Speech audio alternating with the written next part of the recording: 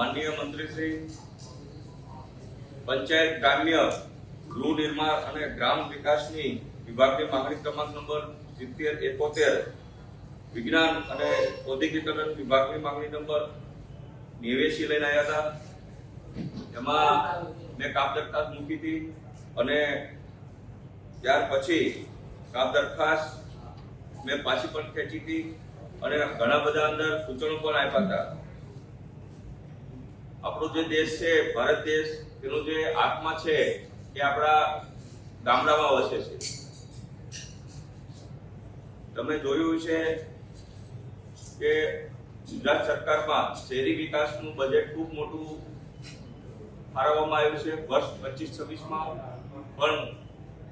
ગ્રામ્ય ગૃહ વિભાગનું બજેટ છે એ નગર ફાળવવામાં આવ્યું છે, એટલે કે ભેદભાવવાળી નીતિ રાજ્ય સરકાર દ્વારા કરવામાં આવી છે। ત્યારે ગૃહના મારફત મેં માનનીય મંત્રીશ્રીને સૂચન કર્યા હતા, જો ખરેખર સ્માર્ટ વિલેજ બનાવવા હોય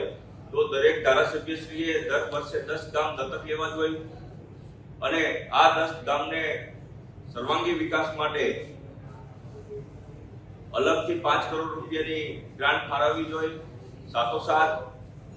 જે ગ્રામ્ય કક્ષાના જે વીસી છે એને રાજ્ય સરકાર દ્વારા પગાર ચૂકવવામાં આવે 20,000 જેટલો અને એને કાયમી કરવામાં આવે। સાથોસાથ જે રીતના ધારાસભ્યશ્રીઓ સાંસદશ્રીઓને પગાર ભથ્થા મળે છે એવી જ રીતના ગ્રામ્યના સરપંચશ્રીઓને પણ 20,000-25,000 નું પગાર ભથ્થું મળવું જોઈએ તેવી પર ગૃહના મારફત માંગણી કરી હતી। સાથોસાથ ગ્રામ્ય વિકાસનો સર્વાંગી વિકાસ કરવા માટે થઈ દરેક ગામડાને ઇન્ટરનેટ કનેક્ટિવિટી આપવી જોઈએ, દરેક ગામડામાં રોડ રસ્તા પાણી સ્ટ્રીટ લાઇટની સુવિધાઓ આપવી જોઈએ અને સાથોસાથ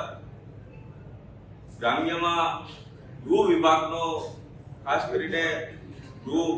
ઉદ્યોગનો ડેવલપ થાય એવા પ્રકારના રાજ્ય સરકાર દ્વારા આયોજન કરવામાં આવે એવા પણ મેં સૂચનો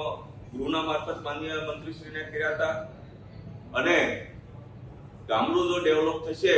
તો પછી શહેરમાં લોકોનો જે ઘસારો છે એ પછી ઓછો થશે, એટલે ગામડાનો વિકાસ ડેવલપિંગ કરવા માટે થઈ જે ગામડામાં જે ખૂબ જ ગ્રામ પંચાયતને ઓછી ગ્રાન્ટો આપવામાં આવી રહી છે તેમાં વધારો કરવામાં આવે અને સાથોસાથ ગ્રામ્યના લોકોમાં જે રીતના પાણીનું કનેક્શન હોય ત્યાં પાણીની દૂષિત મળી રહી છે,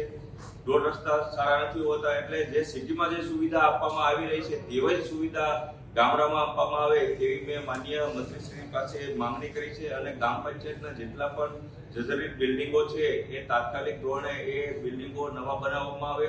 અને ઓબીસીની 27% અનામત ગ્રામ પંચાયતને આપી અને ગ્રામ પંચાયતની ચૂંટણી એટલે કે સરપંચની ચૂંટણી તાત્કાલિક કરવામાં આવે તેવી મેં ગૃહના મારફત આજે માંગણી કરી છે।